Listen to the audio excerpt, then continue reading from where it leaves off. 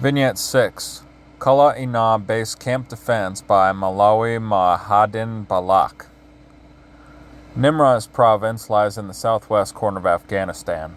It is fairly flat, lightly populated, and mostly desert. The population lives in the green zones along the riverbanks. The Kash Route is one of 3 rivers that run through the province. It runs northeast to southwest. My base was 10 kilometers southwest of the Lokai district, capital in Kash Route district, map 11-9, Kash. It is a wooded area at the village of Kala Ina near the banks of the Kash Route River. Highway 606 runs from Delaram and Zaranj, the provincial capital. It parallels the river and used to run through the green zone. We would often block the highway and intercept convoys traveling on it. Sometimes we would attack the provincial capital. I had about 200 men in my main base at Kala Ina and had a forward base at Puli Gorgori Bridge where the highway crossed over the Kash Road. I often mined and destroyed that bridge to deny passage to columns going to Zaranj. My main base on the river was split between the southeastern and northwestern banks. During flood stage, it was impossible to cross the river, and the Mujahideen on each bank fought in different regions throughout the year. Later, in the mid-1980s, when our resistance became very costly to the enemy, they built a detour route on the plain between Zaranj and Delaram. This detour arched about 9 kilometers away from my base.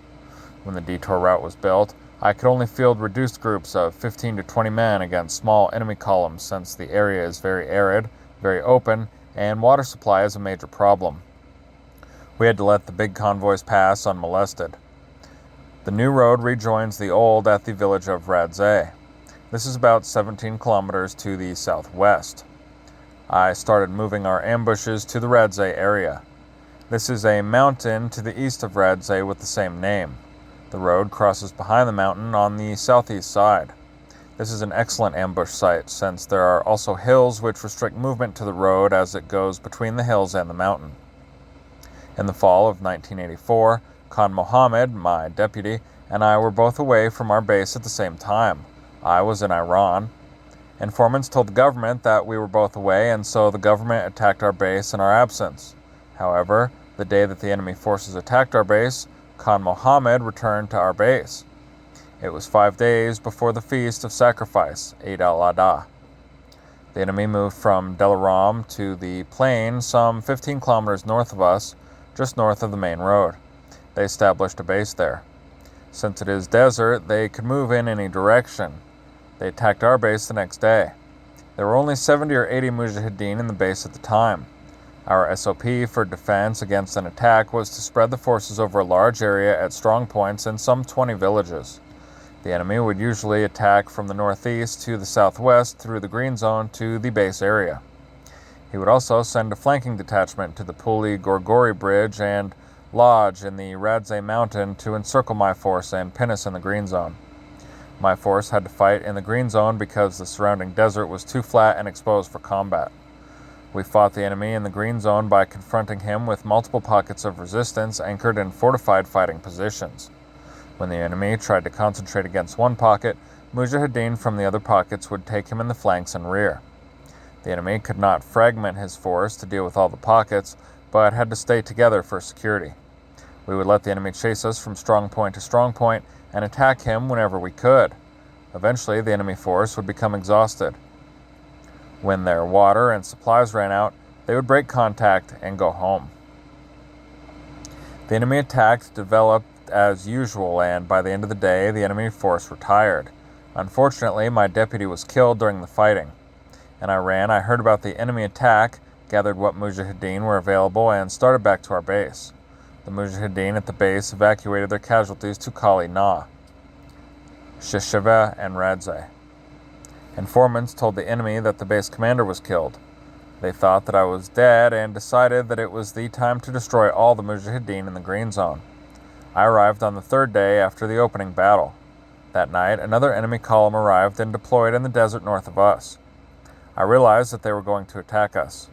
We had one BM-12, one single-barreled 107mm rocket launcher, 6 82mm recoilless rifles, 5 Dishkas, 3 ZGU-1s, and 15 RPG-7s. I now had 120 men. In addition to my Mujahideen, there were HIH Mujahideen in the area, and they helped defend the base camp area. I sent 20 of my men to the Gorgori Bridge with 4 RPG-7s and Kalashnikovs. I told their commander to put 10 men on each bank to block the enemy tanks, which would make the encircling sweep. However, that group didn't reach the bridge on time. They stopped short of the bridge to avoid falling into an ambush. The enemy seized control of the bridge at dawn. His other groups deployed at Kali Na, Radzeh, Sheshava, and other points in the area. The enemy attacked as usual from the northeast and southwest. The main attack was from the northeast and involved some 150 to 200 vehicles. My bridge group attacked the enemy group at the bridge, but the enemy pushed them back and began advancing toward the northeast from Radzeh. 6 enemy jet aircraft were attacking our positions, while 4 helicopters adjusted their strikes for them. The helicopters fired smoke rockets to mark the strikes. The fighting continued for 2 days. Then they broke contact and withdrew. During the fighting, 16 DRA soldiers defected to us. They were soldiers drafted from Farah and Nimroz province. They were from the 21st Mechanized Brigade in Farah and the Sarandoy Regiment in Nimroz. There were also DRA deserters from the 4th Border Guards Brigade. Mujahideen casualties were 3 KIA and several wounded. Enemy losses are unknown except for the 16 deserters. Commentary. When asked what made him successful, Commander Bullock said, "We intended to fight to the last man and they didn't. This is a wide area and we were widely dispersed, which reduced the impact of the enemy air force. Air power was fairly ineffective in this desert. Many of their bombs failed to explode, but buried themselves in the sand. We had covered shelters and covered fighting positions in each village. The enemy was very stylized and never did anything different. We knew from where they would come, how they would act, and how long they could stay. Our defensive positions were connected with communications trenches while the enemy was always in the open. We had 2 kinds of maneuver. One was the dispersal maneuver, forcing the enemy to chase all over to find us. The second was internal maneuver with a strong point where we could shift between positions without being observed. We had these positions in all the villages and throughout the area. There are also many canals and ditches in the area which we improved into fighting positions. Once the enemy offered me a deal. Don't attack us and we will pay you a toll of 50,000 Afghanis, $250, per vehicle passing through the area. I turned the deal down with the words, "As long as Soviets are here, we make no deals." The enemy infantry was the weakest part of their armies, DRA and Soviet. Their sequence of attack was very predictable. They would start with an artillery and air preparation, then they would lay a smoke screen, and then their infantry would attack. Their tanks would support the infantry, but as soon as they sustained casualties, they would stop. Their tanks were very wary of anti-tank weapons. The mere presence of RPGs and recoilless rifles in an area would keep the tanks at bay. We would wait until tanks came within 20 or 30 meters of our anti-tank weapons before opening fire. I would not allow my people to try long-range shots. They would hold steady in their positions with patience and courage. The tanks could not see us at long range, so they couldn't hit us. We could see them and hit them at close range. Most of the time we were fighting an enemy strong in firepower and very weak in the assault. During the 2 days of fighting, the enemy seldom came within Kalashnikov range. The only innovation that the enemy showed during this attack was that they launched it during the Festival of Sacrifice, when they expected that the Mujahideen would be at home instead of the base. Second, they returned sooner to the area than usual. This broke their pattern. I did not really fight a guerrilla war. I knew the enemy's position, and he knew mine. A guerrilla is evasive and attacks from an unexpected direction and time. Here, the enemy kept attacking me at the same place and in the same fashion.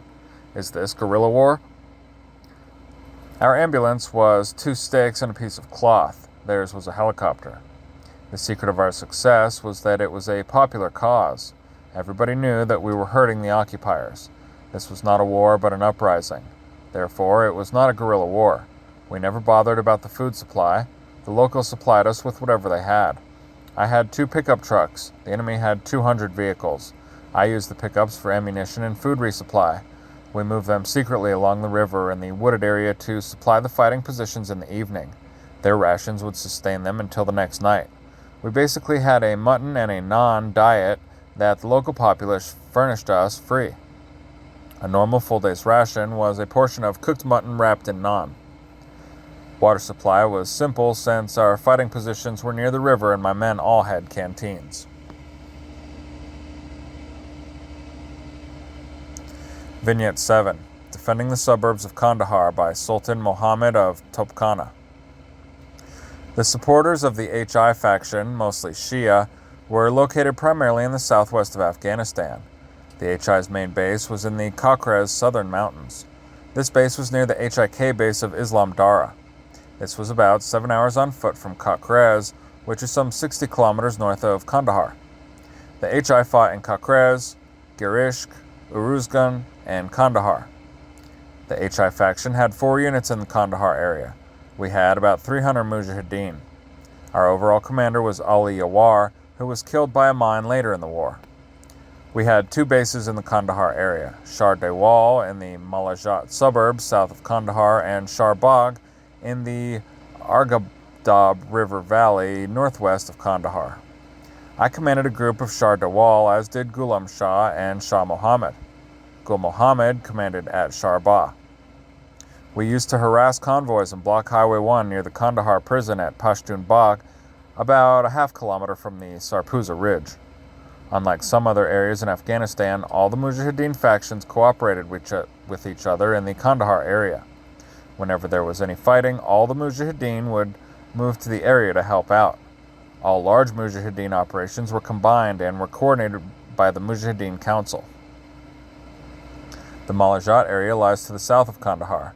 It is a well-irrigated suburb of the city full of villages, irrigation canals, orchards, farms, and vineyards. The Mujahideen moved freely throughout this area despite the best efforts of the DRA and the Soviet forces in the area. Frequently, the DRA and Soviets would throw a cordon around the Malajat area and try to enter it to destroy the Mujahideen and their bases.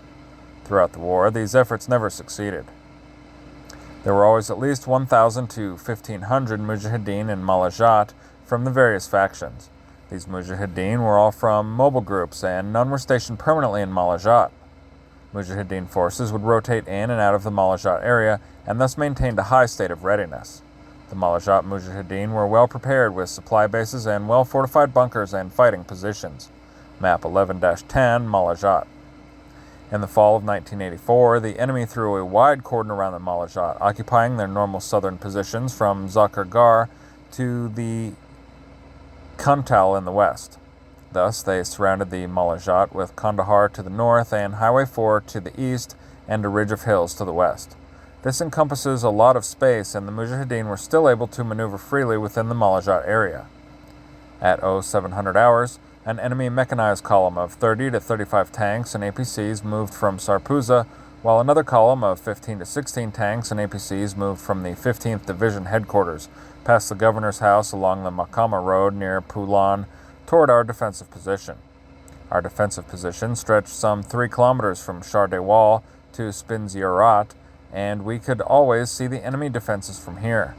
We held this position with some 450 Mujahideen from various factions. There were HIK units from Sarkatab, the Gulaga son of Haji Latif's unit, and 2 of our HI groups. The enemy columns were covered by helicopter gunships who fired at our positions. However, the enemy was unable to advance because we were well protected by our defensive positions.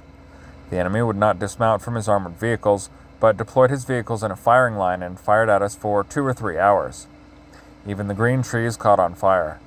Our defensive positions were 3-meter by 2-meter pits which held 2 to 3 men. They were roofed with heavy wooden beams which had 1.5 meters of dirt and rock tamped down on top of it. During lulls in the enemy firing, our men would pop out of the shelters and fire RPG-7s and recoilless rifles at them. The enemy would promptly start shooting again. I said that the Soviets surrounded us, but that isn't completely true. Throughout the war, the Soviets always left one side unguarded. At around noon, 1 to 120 Mujahideen reinforcements arrived from Zalakan and Walakan, which are south and southeast of Spinziarat. These villages were in the sector that the Soviets left unguarded. The arrival of the reinforcements turned the tide and eventually prompted the Soviets to withdraw about 1800 hours.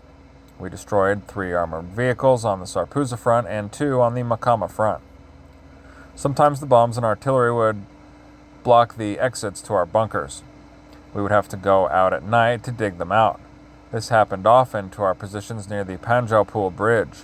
3 times I had to go out at midnight to locate the bunkers and unearth our men. Sometimes they would be trapped in these bunkers from 0500 hours until past midnight, but these bunkers were essential to stopping the enemy in Malazgirt. Commentary.